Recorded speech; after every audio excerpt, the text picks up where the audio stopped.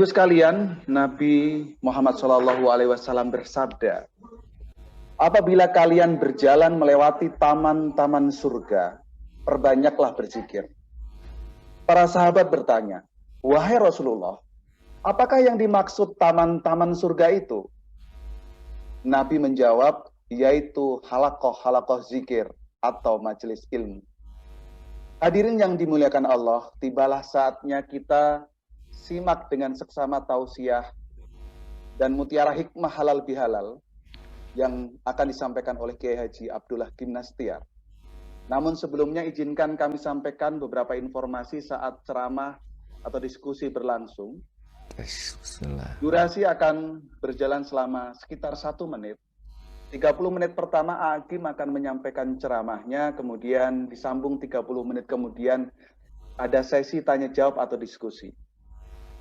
Para hadirin atau jamaah dapat menyampaikan pertanyaan secara langsung atau chat, jadi mohon disiapkan dahulu siapa yang akan bertanya melalui kolom chat. Namun mohon izin bagi akhwat atau wanita jika ingin bertanya silakan langsung melalui suara tanpa menyalakan video.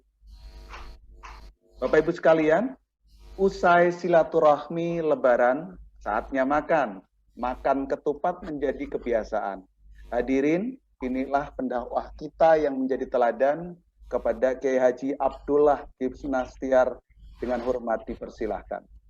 Alhamdulillah, terima kasih. Assalamualaikum warahmatullahi wabarakatuh. Alhamdulillahirabbil alamin. Allahumma shalli ala Muhammadin wa ala alihi wa ashabihi ajmain. Segala puji bagi Allah Subhanahu wa taala yang Maha melihat, Maha menyaksikan, Maha mendengar dan yang mengatur pertemuan ini terjadi. Semoga Allah yang menggenggam lahir batin kita mengaruniakan kesehatan lahir, kesehatan akal, dan yang paling utama kesehatan hati kita, batin kita. Karena ternyata ada orang yang lahirnya sehat, tapi kalau hatinya berpenyakit, ya kita sedih sekali. Akhlaknya menjadi sangat buruk. Ada juga yang akalnya pintar, tapi kalau hatinya berpenyakit, bisa juga berbahaya. Nah, semoga kita semua para petugas kesehatan melayani kesehatan dalam berbagai jenjang betul-betul oleh Allah dikaruniai lahir, akal dan batin sehat walafiat. Apa arti sehat walafiat? Yaitu sehat yang bisa membuat taat kepada Allah, sehat yang bisa membuat hidup manfaat. Karena ada yang sehat badannya tapi tidak bisa taat kepada Allah, sholat juga tidak sanggup, sujud tidak sanggup. Nah, mudah-mudahan kita sehat walafiat. Terima kasih, ini undangan kehormatan, dan terima kasih Pak Menteri juga semua jajaran. Lihat ada penyantun dan semuanya ini para dokter, Masya Allah. Semoga Allah betul-betul menjadikan takdir menjadi seorang dokter ini seperti yang disabdakan Rasulullah, khairun nas anfa'uhum linnas. Sebaik-baik manusia adalah manusia yang paling banyak membawa manfaat bagi sesama dan bagi makhluk Allah lainnya. Ini judulnya keberatan buat saya, kalau boleh yang lebih ringan ya. Judulnya Spirit Kesucian Idul Fitri sebagai momentum pengukuhan peningkatan kinerja rumah sakit yang bermutu di era pandemi 19 COVID. Boleh saya simpulkan enggak? Saya jadi rada sakit nih mendengar ini. Tenang ya, jadi berat nih. Belum. Silakan. Ya, jadi judulnya bagaimana supaya kita selain lahir sehat, hati juga sehat. Karena ternyata kualitas bekerja, kualitas sebuah usaha juga itu intinya adalah dari kualitas hati, ya. Terjadinya sesuatu kontraproduktif itu sebetulnya intinya dari masalah hati. Kalau hati sudah terkena penyakit tengil namanya. Penyakitnya tengil ini agak jarang dibahas di kampus kedokteran ya. Penyakit kan hati itu dibagi 3 Pak. Satu namanya kolbun mayit, yaitu orang yang hatinya mati. Seperti apa orang yang hatinya mati? Dia sudah benci sekali kepada kebenaran ya. Dia tidak menyukai kebenaran karena dia sudah merasa dirinya lah yang benar, dan dia juga selain tidak suka, dia berusaha tidak melawan kebenaran. Hidupnya hanya diperbudak nafsu. Walaupun badannya sehat, otaknya pintar, kalau kolbun mayit maka dia masif sekali keburukannya. Kita sempat dengar kemarin bagaimana ada korupsi untuk beras orang miskin, bagaimana korupsi untuk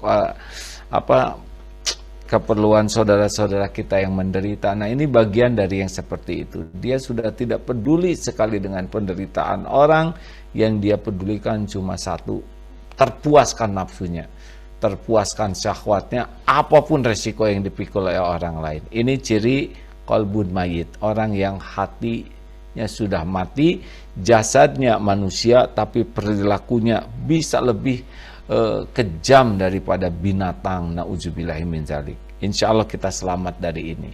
Yang kedua namanya kolbun marid, yaitu hati yang berpenyakit. Seperti apa ciri orang yang hatinya berpenyakit? Yaitu tidak pernah merasakan ketenangan. Jadi hidupnya tuh resah, gelisah, galau, takut, bingung, cemas. Itu saja. Walaupun rumah megah, harta melimpah, penampilan indah, mobil mewah, tapi satu yang tidak dia miliki adalah sakinah. Jadi walaupun jabatan boleh tak tinggi, tapi tidak tenang saja. Kenapa tidak tenang? Yaitu karena ada penyakit di hatinya ya. Penyakit lahir saja membuat kita tidak nyaman, apalagi penyakit hati. Ada orang yang badannya sakit, tetapi hatinya sehat. Dia ajeg saja, ya. Tidak galau, bahkan dia bisa menikmati episode sakit lahir ini sesuatu yang bisa mendekatkan ke Allah. Nah, nanti kita coba bahas sedikit tentang penyakit hati dan bagaimana mengobatinya.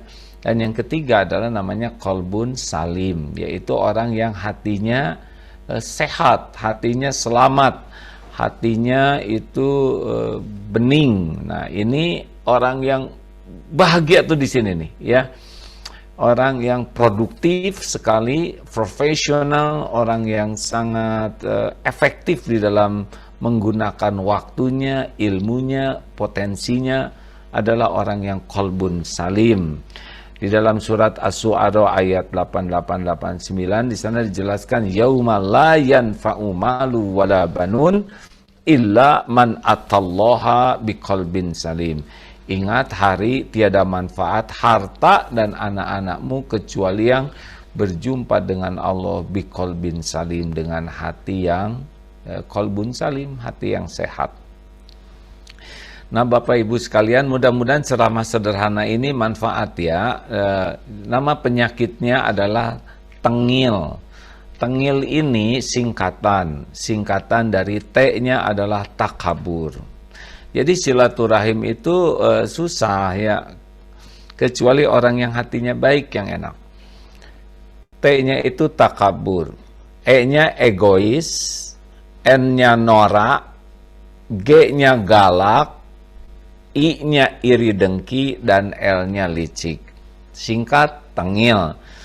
Maaf, kalau mendengar kajian ini, pantangannya adalah dilarang mengingat orang lain. Ya, jangan, oh ini cocok nih dengan teman saya. Oh ini persis nih. Oh, jangan. Ini kali ini kita adalah untuk mengevaluasi diri saja. Karena kalau kita tidak bisa mengevaluasi diri, tidak jujur diri, maka kita tidak bisa memperbaiki diri. Kalau kita tidak bisa memperbaiki diri, maka kita tidak bisa memperbaiki yang lain, ya. Diri sendiri aja nggak bisa, apalagi yang lain. Nah, T itu takabur. Takabur ini bahasa Indonesianya sombong. cirinya dua kalau dalam agama, batorul haq wa gomtun nas, mendustakan kebenaran dan menganggap remeh orang lain. Jadi orang sombong tuh sangat tidak suka kepada agama, tidak suka kepada Quran, tidak suka kepada Rasulullah, tidak suka kepada majelis ilmu, tidak suka kepada ulama. Pokoknya kalau orang udah tidak suka kepada kebenaran itu ciri khas kesombongan. Tidak akan nyaman. Dengar ceramah seperti ini juga tidak akan suka, ya. Dan akan ada kecenderungan mendustakan. Kenapa? Dan memang begitu. Orang sombong tuh bukan perkara kaya, punya jabatan, enggak, tapi orang miskin juga bisa sombong, yaitu ciri khas pertamanya adalah tidak suka aja kalau kepada agama, kebenaran, tidak suka. Menganggap remeh, ke Allahnya juga jarang sekali ingat, begitulah ya. Dan yang kedua, ciri takabur adalah menganggap remeh orang lain. Makin banyak yang dianggap lebih rendah oleh kita, sebetulnya kita sudah sombong. Nah, orang sombong ini tidak akan tenang karena selalu ingin diakui, ya, diakui dirinya orang penting, diakui dirinya sebagai orang yang paling berperan, paling berjasa, paling cerdas, paling berpengalaman, selalu membutuhkan pengakuan orang, dan itu menggelisahkan sekali, ya. Kan salah satu sumber kegelisahan adalah ketika kita sangat menginginkan, berharap orang lain itu berbuat sesuatu untuk kita, apakah mengakui, memuji, menghargai, menghormati, mengagumi. Kalau sudah kepada orang, ya, ingin dihargai, ingin dihormati, itu udah pasti tidak bahagia. Sudah dapat dipastikan tidak bahagia, ya. Karena orang yang seperti ini, ya, hidupnya hanya menuhankan penilaian makhluk. Yang kedua adalah orang yang sombong itu, ya, karena merendahkan orang, jadi gaya, nada, sikap, raut muka tuh cenderung meremehkan orang, dan orang tuh tidak ada yang suka diremehkan. Jadinya orang tuh menjauh. Bagaimana seharusnya? Obatnya itu namanya tawadu atau rendah hati. Bagaimana orang supaya rendah hati? Ya, kita harus tahu bahwa semua yang ada pada diri kita ini, kita dipuji orang, kita dihormati orang, bukan karena kita hebat. Kita dipuji, dihormati karena dua hal saja. Tolong digarisbawahi.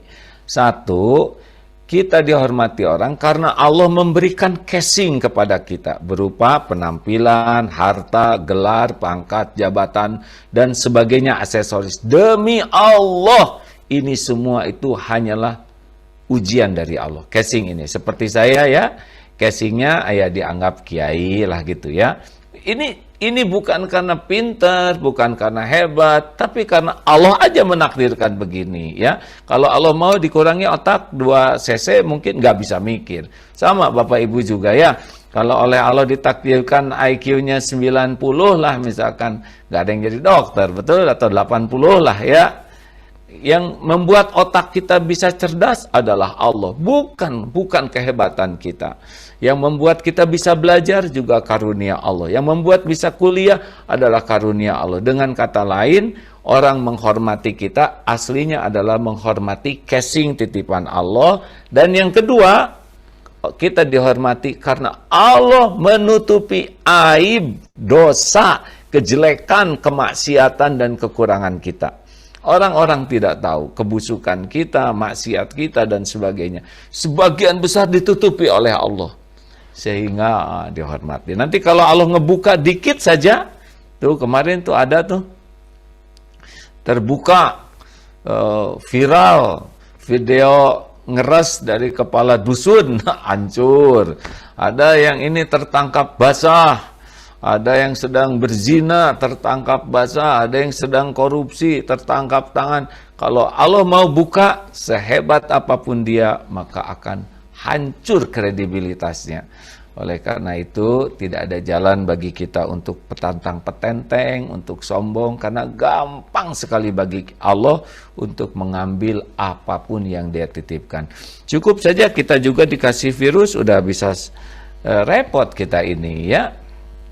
Kemarin waktu itu ada seorang perwira, wah sekolahnya kemana-mana, lalu terkena virus sehingga tidak bisa bergerak. Itu saya berjumpa beliau di masjid, beliau nangis aja, aduh saya ini merasa sombong sekali selama ini, merasa gagah, merasa hebat, karir saya bagus, saya sekolah di luar negeri, ternyata hanya dengan virus saja sekarang mengangkat leher aja tidak bisa. Begitu mudah bagi Allah. Maka semoga semua casing yang Allah berikan kepada kita yang sudah bagus ini menjadi berisi karena diisi dengan kemuliaan yang asli, yaitu kerendahan hati. Nah, ketawaduan inilah, wa ma tawaddu'a ahadun lillah illa rafa'ahullah. Tiadalah orang rendah hati kecuali Allah mengangkat derajatnya. Jadi casing bagus akan menjadi hebat ketika isinya rendah hati. Tapi casing bagus menjadi hina ketika isinya takabur. 2, egois. Nah, orang egois itu adalah ya orang yang mementingkan diri sendiri dengan mengorbankan orang lain. Kita pasti akan mementingkan diri karena yang bertanggung jawab atas diri ini adalah kita, tetapi tidak harus mengorbankan orang lain. Para koruptor, ya para pencuri, maaf memang kata koruptor itu sudah tidak terlalu menyesek ya. Aslinya kan maling, pencuri, merampok, begitulah ya yang aslinya, cuman sudah terlalu diperhalus sehingga kurang menggigit. Nah, dalam Islam orang yang mementingkan diri sendiri itu adalah orang hina dan orang tidak sehat. Dan obatnya adalah khairun nas anfa'uhum linnas. Sebaik-baik manusia adalah yang paling banyak manfaatnya. Jadi kenapa kita belajar? Supaya banyak ilmu, supaya hidup kita manfaat. Kenapa kita berlatih? Supaya kita makin terampil, supaya hidup ini manfaat. Kenapa kita jemput rezeki lebih banyak? Supaya hidup kita bisa menafkahi lebih banyak lagi orang. Nilai kita bukan dari apa yang kita miliki. Nilai kita bukan dari ilmu yang kita miliki, bukan dari harta yang kita miliki, bukan dari kemampuan yang kita miliki. Nilai diri kita adalah dari manfaat yang bisa kita beri. Itulah dalam pandangan Islam dan itulah orang yang sehat hatinya. Ya, tapi kalau orang tidak sehat ya senangnya ngumpul-ngumpul terus, kumpul dan ya tidak mau berbagi. Zakat tidak dibayar. Padahal orang kalau tidak mau bayar zakat itu pikirannya ya, kecenderungannya itu negatif. Jadi ada yang tanya, kenapa ya saya ini kok susah menahan syahwat saya juga susah menahan pandangan saya, dan saya itu emosional sekali, dan saya itu mudah tersinggung, ibadah saya kurang khusyuk. Oh kalau gitu Bapak sholat? Oh saya sholat. Oh kalau gitu Bapak sudah bayar zakat belum? Ketawa. Saya sedekah zakat fitrah. Nggak bisa. Kalau orang nggak bayar zakat, nggak bisa, karena ada hak 8 asnaf yang ditahan oleh kita. Makanya kalau orang belum bayar zakat mal itu, hampir dapat dipastikan susah mengontrol dirinya. Kalau kita bayar zakat, plus nanti ya seperti ngelepas pikiran jadi lebih jernih, hati lebih tenang, kemudian emosi lebih terkendali, sholat pun lebih khusyuk. Nah itu gara-gara bayar zakat. Hanya 2,5% saja. Tapi ya banyak orang yang fokus kepada ya saya sedekah, tapi giliran zakat mau, nggak mau dia. Nah, ini juga tidak sehat ya. Dia makan yang tidak halal, jadi tidak akan tenang. Kecenderungannya nanti berbuat dosanya tuh menjadi lebih mudah kalau orang tidak suka bayar zakat mal. Tolong diperhatikan, mintalah seseorang yang ngerti ngitung-hitungan zakat, suruh ngitung zakat, hadirin, jangan sampai kita ngambil hak fakir, hak miskin. Ya tapi kan saya sudah bayar zakat fitrah. Itu mah cuman dikit ya. Halo? Teruskan, jangan ini hadirin. Kelihatannya lama saya bisa bikin jengkel nih Mantap AA. Hati-hati ya, yang rezekinya dititipin lebih tapi nggak bayar zakat, hati-hati itu ya. Nanti mati cilaka kita ya. Lanjut. Tiga, ini dipersingkat ya. Nora itu sebetulnya saya pengen nyebutnya ria ya, cuman susah nyingkatnya. Jadi tengril. Jadi Nora itu orang yang hidupnya tuh sibuk aja pengen dinilai orang, pengen diakui orang. Jadi acting terus. Jadi semuanya demi dinilai orang, demi dipuji, demi dikagumi orang. Dan ini capek sekali hidup seperti ini. Dan ini penyakit ya. Kalau masih kecil kita pamer mobil-mobilan wajar ya, pamer boneka wajar. Mau pamer layangan wajar kalau masih kanak-kanak. Tapi kalau sampai tua gitu, hidupnya hanya pamer casing. Sampai bukan hanya pamer harta, tapi sampai pamer amal. Ini sudah penyakit ya. Tidak bahagia. Jadi salah satu yang membuat hidup ini tidak akan bahagia adalah ketika hati kita memang lebih sibuk dengan penilaian makhluk. Nah, makin ingin disebut awet muda, ingin disebut langsing, jadi tahan napas, pengen disebut putih, jadi dibalur terus. Jadi mau tua teh stres ya, nggak nerima jadi tua tuh berat sekali. Tapi kalau orang yang sehat hatinya, dia sibuknya cuma satu, inna sholati wa nusuki wa mahyaya wa mamati lillahi rabbil alamin. Jadi hanya sibuk dengan penilaian Allah. Pak, kenapa kok teman-teman Bapak mobilnya bagus-bagus, keren-keren, Bapak biasa aja? Ya ada, saya mah rezekinya cukup yang begini. Ya saya senang teman-teman saya punya mobil bagus, tapi keperluan saya kan bukan yang bagusnya, fungsional. Bapak kenapa kok rajin sekali kalau kerja gitu? Ya kan kerja itu amal soleh, Dek. Perkara rezeki saya mah Allah yang ngatur. Yang paling penting saya bekerja diterima jadi amal. Allah suka kepada saya. Kalau Allah suka kepada saya, pasti hati saya dibuat bahagia. Rezeki saya akan diatur nanti sesuai dengan yang terbaik bagi dunia akhirat saya. Apa Bapak nggak ambisi terhadap karir? Buat apa saya ambisi terhadap karir? Saya ambisi supaya pekerjaan saya ini yang terbaik, yang diterima oleh Allah. Udah, karir itu udah beres pembagiannya, nggak akan ketuker. Dan saya mah nggak pusing dengan apa yang Allah tetapkan untuk saya. Yang penting bagaimana saya bisa berbuat amal saya ini disukai Allah. Bu, kenapa ibu kok nggak sakit hati padahal ibu dihina oleh orang, malah ibu memaafkan? Loh kan Allah suka sama pemaaf. Mau apa saya balas-balas yang Allah tidak suka? Kalau Allah nyuruh saya pemaaf, ya saya maafkan aja. Karena saya tahu bahagia itu dan mulia itu hanya ada pada yang Allah sukai. Kok itu dia ngutang nggak bayar kok dimaafkan? Ya kan Allah juga udah nolong saya, bukan saya yang berutang, malah saya bisa ngutangin. Dan yang ngutang ke saya juga udah nggak mampu bayar, ya buat apa saya menyiksa diri saya dengan ingat utang yang nggak bisa dibayar, padahal rezeki saya masih banyak. Lebih baik saya syukurin aja apa yang ada, ya dia mau udah saya halalkan aja, nggak apa-apa. Ada uangnya juga titipan Allah. Enak, adem, anteng, nggak riweuh gitu ya. Beda dengan yang sibuk dengan penilaian orang. Waduh, tersinggung, sakit hati, belum ada model baru. Waduh, capek dengan casing ya. Tapi kalau orang yang ikhlas mah anteng aja, PDLT terus, perbaiki diri, lakukan yang terbaik lillahi ta'ala.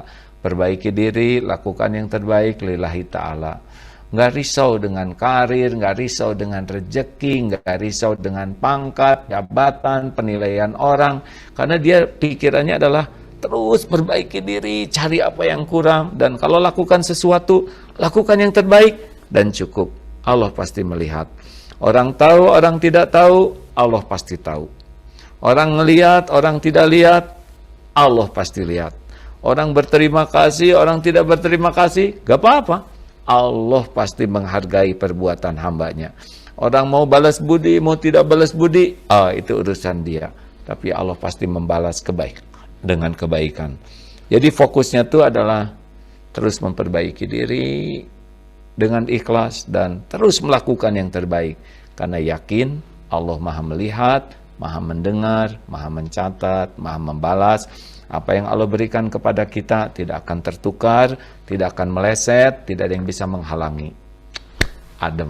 Nah, itu sehat ya. Jadi produktif terus dia. Yang ke berapa? T. Katanya kalau udah pernah kena COVID suka ada memori yang lupa ya. Emang begitu? Adik saya sekarang suka lupa rokaat. AA juga kalau ke masjid bawa apa pulangnya lupa ke bawah. Aduh nyalahin COVID padahal mah terus mulai pikunnya. T. Tengil, takabur, solusinya tawadu, rendah hati. E. Egois, solusinya senang sekali berbagi dengan ikhlas. N. Norak, solusinya menjadi orang yang ikhlas, yang tidak sibuk dengan pujian penghargaan, tapi sibuk bagaimana diterima oleh Allah. G. Galak. Galak itu penyakit. Yang tepat itu adalah tegas dan santun. Kalau galak itu sumbernya adalah nafsu, ya, dan nanti keluarnya itu zolim. Makanya kalau orang pemarah itu kata-katanya tuh lebih banyak melukai daripada menjadi solusi. Nada, tutur kata, raut muka, gerakan tubuhnya tuh drop turun ya. Walaupun sekolahnya tinggi gitu terus, tetapi kalau sudah emosional nanti cara berkatanya tuh seperti orang yang tidak berpendidikan, rendah. Cara mengambil keputusannya juga udah hilanglah kearifan tuh, cenderung zolim. Makanya dalam Islam la tagdob walakal jannah, jangan marah bagimu surga. Rasul pernah marah? Marah, tetapi marah dengan alasan yang tepat, dengan cara yang tepat, insya Allah hasilnya manfaat. Nah kita mah dikit-dikit marah. Kemarahan kita tuh menunjukkan kelemahan.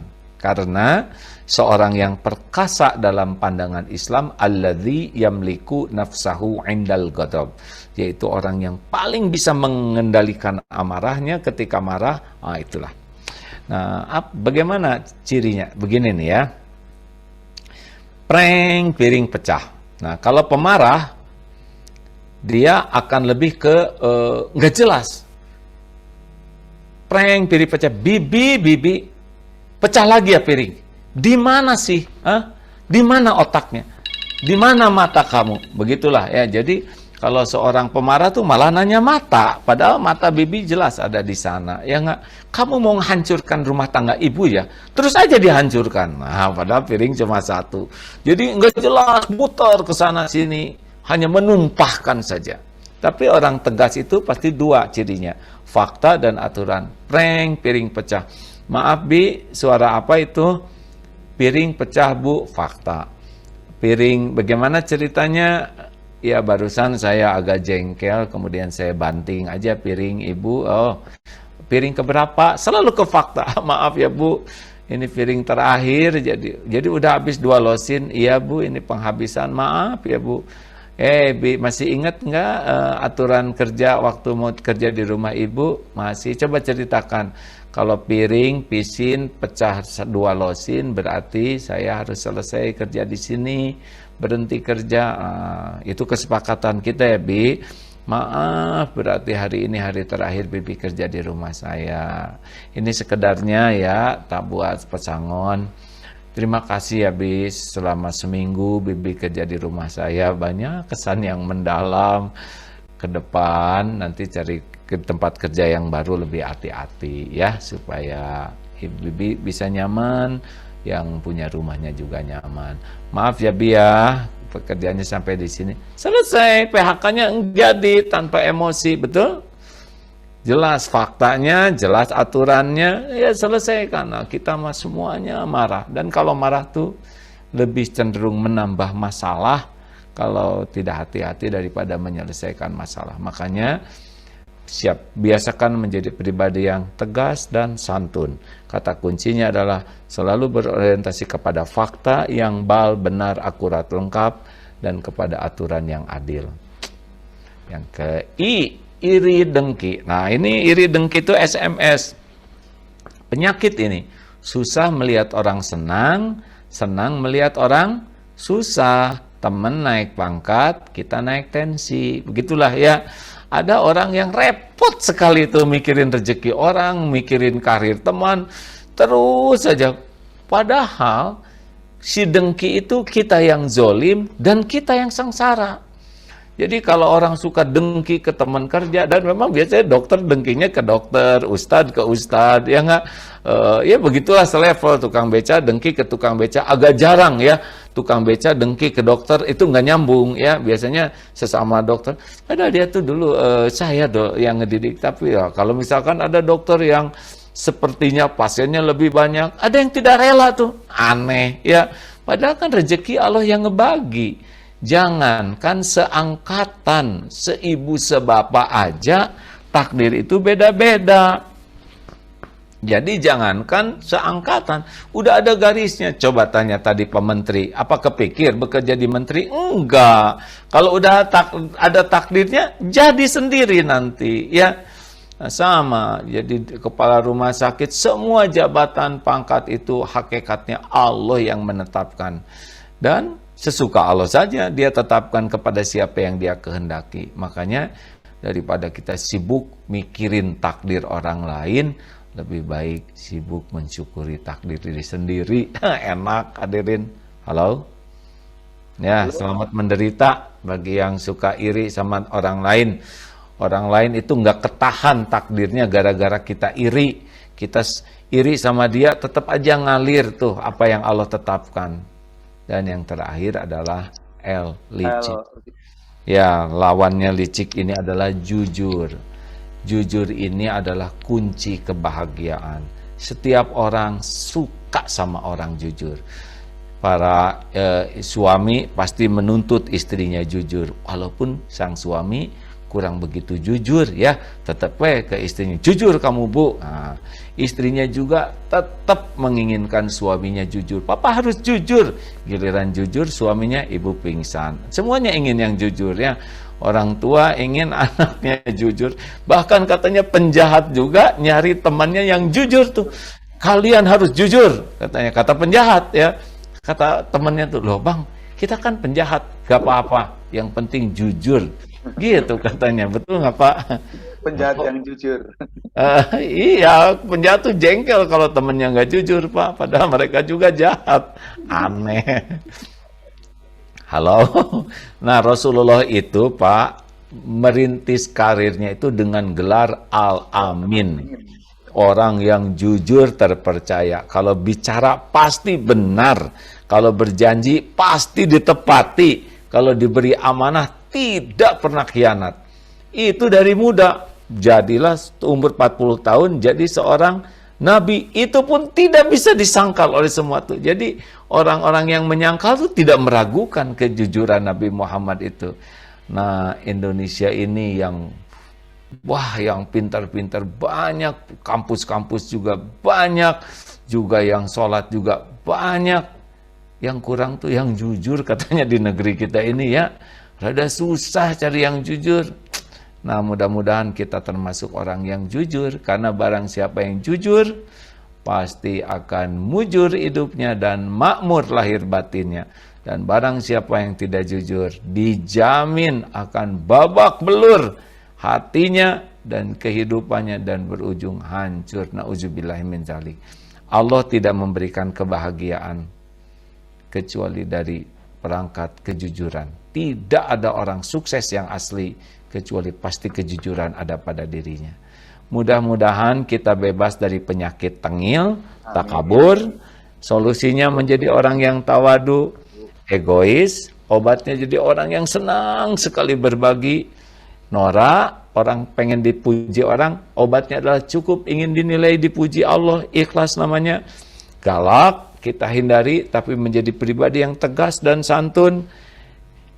Iri dengki, lebih baik kita syukuri dengan apa yang ada dan ikut senang dengan apa yang Allah berikan kepada yang lain, dan tidak ada celah bagi kita untuk tidak jujur.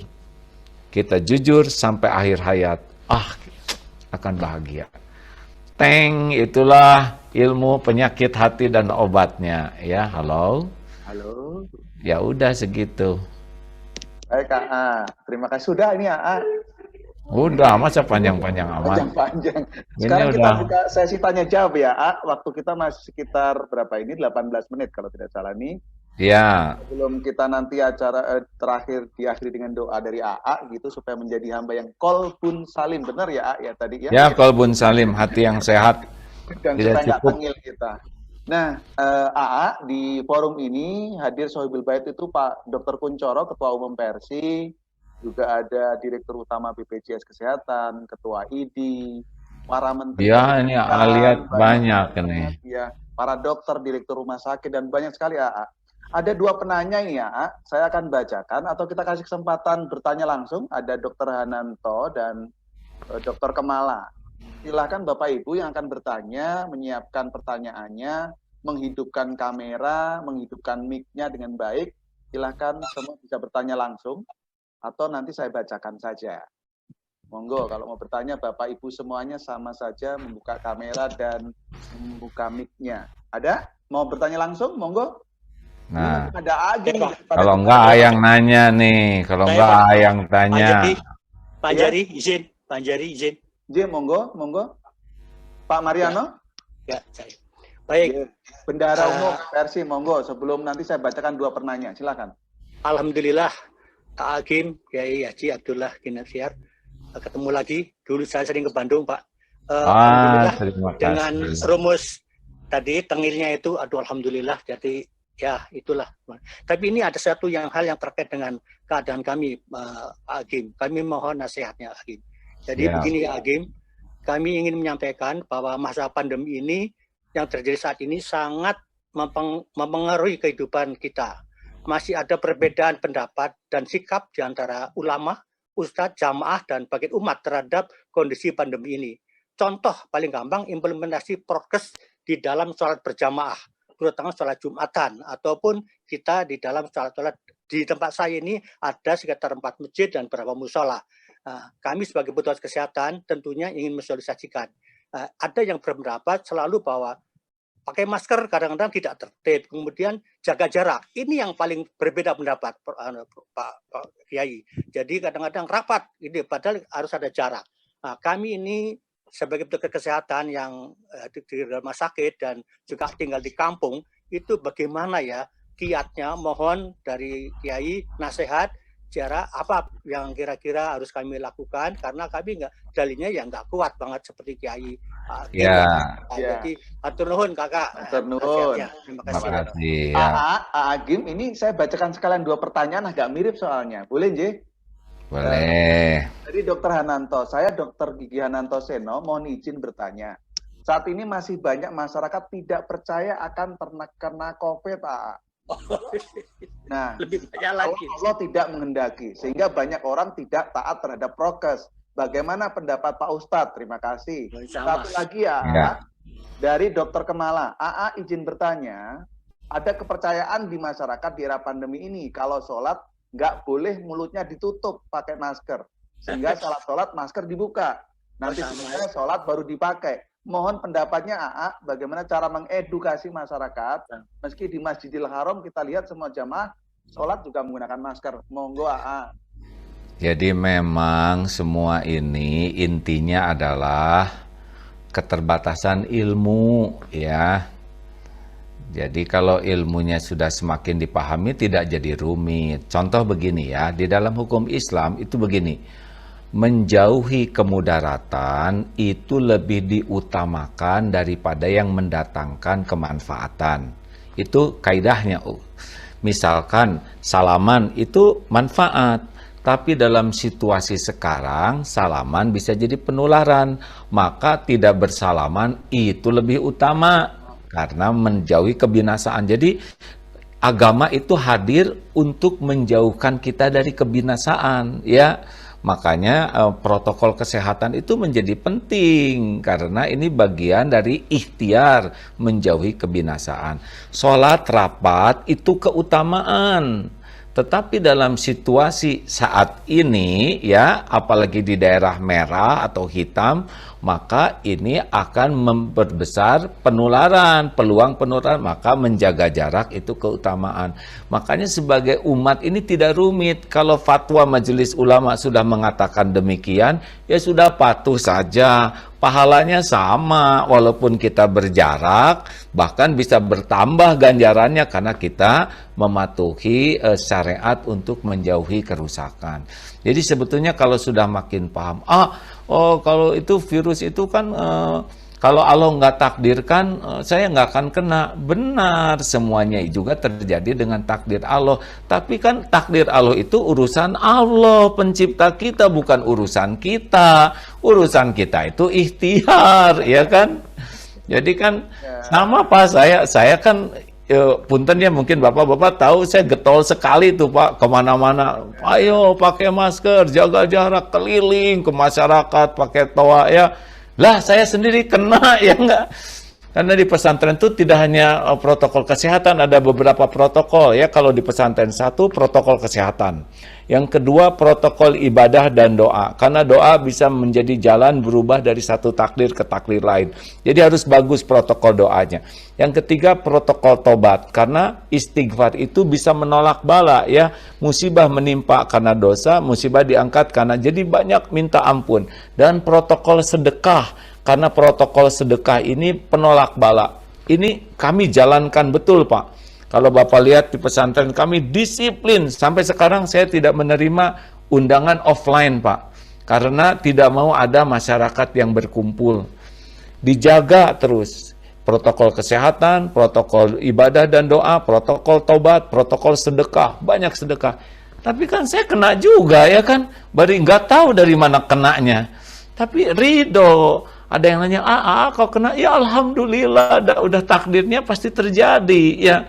Pasti banyak pelajaran. Dengan begini saya bisa lihat di rumah sakit perjuangan para itu dokter yang saya nggak tahu ini laki atau perempuan dokternya ya nggak, karena sama bentuknya. Baru ketahuan kalau sudah bunyi bagaimana saya disuntik tiap hari perut ya. Oh begini, bagaimana orang sesak napas, bagaimana yang di seberang ada yang meninggal. Oh banyak ilmu, Masya Allah. Saya berterima kasih kepada para dokter yang sudah jadi jalan ya, saya sehat.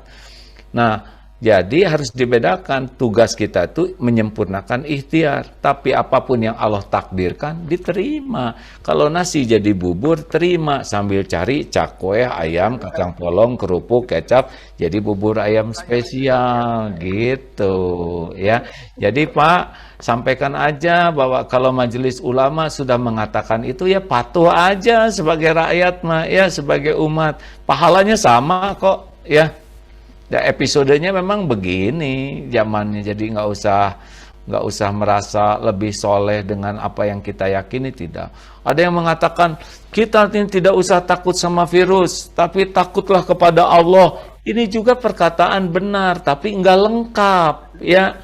Karena takut ke Allah itu benar. Kenapa ada orang ngomong gitu? Mungkin karena virusnya kecil. Sebab kalau virusnya sebesar kambing, dia nggak akan ngomong gitu ya. Buktinya ke singa dia tetap lari, betul tidak? Nah begitulah. Tapi ya ini PR buat kita semua yang tidak boleh emosional, tapi kita jernih saja, kita bantu. Karena tiap orang kan kapasitas ilmunya terbatas, kapasitas nalarnya terbatas. Kita tidak merasa lebih pintar ya, tapi kalau kita sudah dapat ilmunya, kita sampaikan dengan bijaksana. Jangan pakai emosi ya, karena tiap orang ingin selamat. Tapi kan cara pandang keilmuan tiap orang, wawasannya berbeda-beda.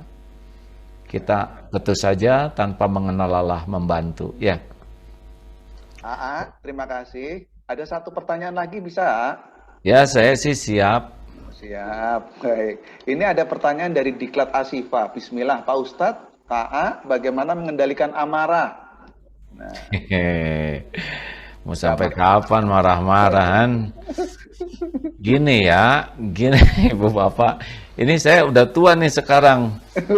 Ya, ada yang seangkatan dengan saya udah cucu udah mau 14 ya, jadi malu sekali ya nggak? Dulu misalkan SD marah, SMP marah, masa udah kuliah marah, Udah 40 tahun marah tiap ada masalah 50 tahun. Jadi kita tuh contoh kegagalan, betul tidak? Harusnya kan setiap masalah tuh kita makin bijak. Kan kalau di dalam ilmu Islam tuh ada 3 tingkatan. Pertama alim, orang yang tahu. Yang kedua faqih, ada yang paham. Nah, biasanya yang berantem-berantem tuh di sini nih, baru tahu agama tapi belum paham dalam. Nanti yang betul itu hakim namanya, bijaksana. Nah, kita makin tua kan harus makin bijak, betul tidak? Kalau tua kita marah jadi kan nenek sihir gitu, nggak bisa ya. Kita jadi contoh kurang baik, kita contoh gagal, ya kan? Masa tiap masalah tuh solusinya cuman marah, ya kan? Marah lagi. Dari dulu kita nggak pernah lulus dalam menghadapi masalah dengan sikap bijak. Halo? Akhirnya ini penting nih hadirin sekalian, karena ada yang menganggap marah itu wibawa. Salah ya. Kalau kita marah wajar, tapi kalau menjadi pemarah itu contoh kita tuh nggak berhasil mengendalikan diri kita. Kita nggak punya stok kearifan pada diri kita. Jadi bisanya tuh cuman itu aja, ngambek lagi. Nggak bisa. Adanya agama, adanya usia kita mengharuskan kita makin tua tuh makin arif, makin bijaksana, makin matang, dan nanti warisan kita kepada anak cucu kita tuh justru adalah kematangan pribadi kita. Itu yang menjadi indah tuh. Halo juga. Ini saya tidak nyindir siapa-siapa ya. Enggak, jadi wah si A nyindirin saya, enggak ya. Karena saya juga untuk bisa enggak ngambek ini luar biasa juga harus pakai latihan. Latihannya tuh biasa pakai ini Pak, pakai papan katanya ya. Tiap marah tancepin paku. Marah lagi tancepin paku. Hitung sehari berapa paku yang nancep. Tuh, udah gitu kalau nyesel minta maaf cabut pakunya. Minta maaf cabut. Misalkan hari ada 13 paku yang dicabut. Nanti pakunya hilang, tapi yang tersisa adalah bolongnya. Gimana ngobatin luka di hati orang? Tapi dia udah memaafkan dan melupakan tuh beda coupling. Memaafkan, oh ya saya maafin, tapi robek di sini. Nah, berapa banyak orang yang robek hatinya oleh kita ya. Nah, itulah dia. Mudah-mudahan ini para bapak-bapak yang ditakdirkan pintar oleh Allah ini disempurnakan kepintarannya dengan kebeningan hati, sehingga nanti kan casing kita makin tua nih ya. Nanti ketika meninggal tuh warisan terbesar kita adalah keindahan akhlak kita, buah dari kebeningan hati. Amin ya rabbal alamin. Amin. Bapak Ibu sekalian hadirin, monggo loh, kalau ada yang masih mau bertanya, masih ada Agim daripada ke Bandung nggak diterima karena beliau nggak mau offline. Saya mau tanya Pak Anjari. Ya. Oke, monggo. Pertanyaan terakhir ini kayaknya waktunya sudah sebelum berdoa. Monggo. Saya mau nanya menurut pandangan A, gimana sekarang ini kan medsos ini luar biasa mempengaruhi kehidupan masyarakat ya. Dan kita juga kadang-kadang kena pengaruh juga dari medsos itu mengenai berita-berita. Bagaimana kita menyikapi supaya proporsional? Artinya karena medsos ini kan tidak bisa dihindari lagi. Kita di zaman sekarang ini tidak bisa terlepas dari medsos. Bagaimana caranya supaya bijaksananya bagaimana gitu dalam menghadapi masalah medsos supaya ada manfaatnya dan mengurangi mudaratnya. Terima kasih. Iya benar Pak. Bermedsos dengan sehat ini ini. Ya betul Pak. Saya juga termasuk yang bermedsos juga, cuman sekarang saya nggak pernah baca komentar Pak, jadi ada tim saja. Silakan, saya mau nulis ini, dibuat sedemikian rupa, sampaikan dengan baik, baca komentar, kalau ada koreksi beritahu, karena kalau nggak bisa terlalu boros waktu. Jadi begini Pak, apa sih yang paling penting? Aset kita yang kita jaga adalah hati ya. Hati ini jangan sampai kotor, busuk, jangan, karena kalau hati sudah jelek, udah pasti kemana-mana jelek ya, kan menurut Nabi begitu. Di dalam jasad ini ada sesuatu yang kalau dia baik, baik semuanya, kalau dia jelek, jelek semuanya, itu yang disebut kolbu. Makanya manajemen kolbu itu mengatur hati. Tapi sedikit sekali orang yang belajar ilmu tentang menata hati, dan sedikit orang yang fokus menata hatinya. Jadi begitu banyak informasi segala yang dibaca, diserap, yang akhirnya mengaduk-ngaduk hati kita. Dan kalau hati sudah teraduk-aduk, udah raut muka, pikiran, itu udah jadi kacau, betul? Jadi kita harus sadar betul, ini aset saya, hati saya nih. Saya nggak boleh sembarangan untuk menggunakan sesuatu yang bisa mempengaruhi hati saya, ya. Jadi komitmen, saya ingin punya hati yang bersih. Dan saya harus berusaha agar hati saya ini baik, bersih, yang nanti akan berdampak kepada semua kehidupan saya, dan dunia dan akhirat saya. Nah, jadi bagaimana kalau menerima informasi? Ya misal ini ya, dapat video nih Kang, dari teman. Ini ada orang menghina AA terus katanya. Dia kirim videonya ke saya. Bagaimana menurut AA? Menurut saya dia nggak ngomong apa-apa. Masa nggak ngomong Dibuka enggak? Enggak. Ngapain ya? Sekarang mau ngapain saya menyiksa diri saya, ya kan? Udah jelas orangnya juga biasa kemana-mana ngomong jelek, ya. Kemudian dia ngejelek, itu harus saya dengar. Mau apa? Kecuali kalau orang ini orang yang berkualitas, orang yang jernih, lalu mengatakan sesuatu kepada tuh Agim gini-gini, itu harus saya dengar, ya nggak? Karena track recordnya juga baik, kehidupannya baik, pasti apa yang diberitahukan kepada saya, walaupun mengoreksi saya pedas, itu untuk kebaikan. Tapi kalau orangnya hanya kerjanya juga ngelantur aja, terus mau ngapain saya buang-buang waktu, ya. Terus gimana kalau ada orang yang ngejelek-jelekin kita? Ya tinggal kita denger aja, siapa tahu bener, ya nggak? Kita jelek betulan.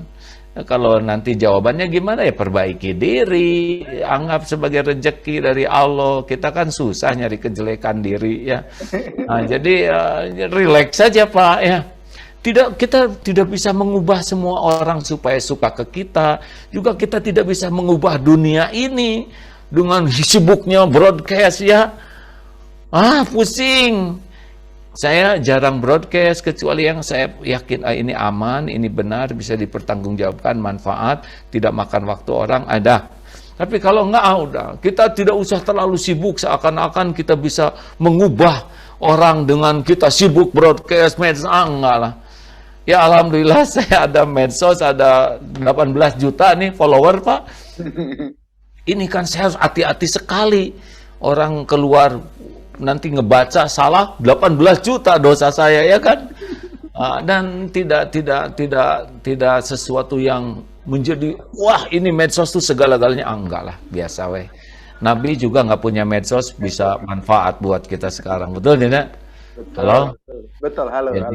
Jadi saya percayanya begini Pak, kalau kita berusaha hatinya baik gitu, dan Allah tahu ya, kita berusaha keras memperbaiki hati kita, mungkin sepatah kata, dua patah kata sederhana ya, tapi karena niatnya baik dan caranya baik, dan Allah juga tahu kita berusaha melakukannya, nanti Allah yang menggerakkan ini ke sana sini, menggugah dan mengubah orang, daripada kita segala macam terlibat dan kita sendiri pusing dan orang lain juga mungkin tidak mendapat manfaat.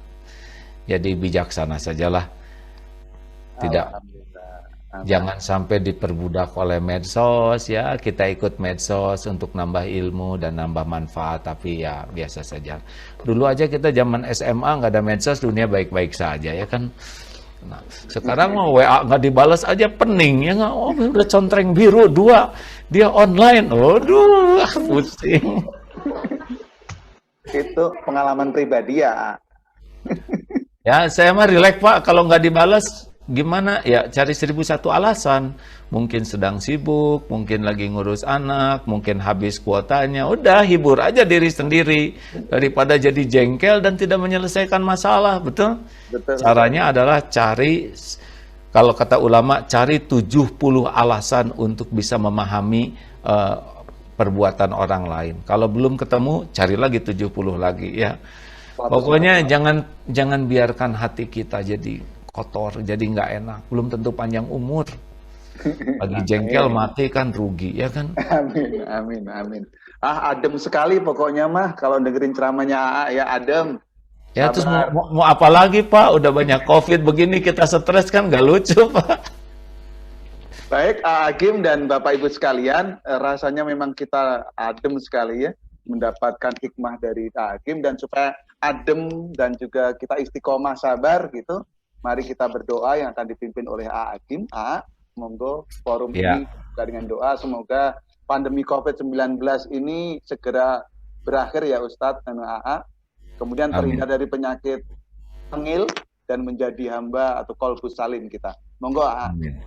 Allahumma shalli ala sayyidina Muhammad wa alihi wasallam.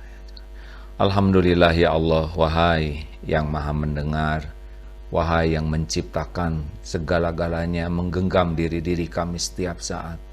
Wahai Allah yang mengatur pertemuan ini terjadi, berkahilah majelis ini ya Allah. Jadikan pertemuan ini membuat kami semakin yakin padamu ya Rabb, sehingga hidup kami benar-benar menjadi hamba-Mu, bukan hamba selain Engkau. Ya Allah, jangan biarkan duniawi dengan kesibukannya membuat hati ini lalai darimu.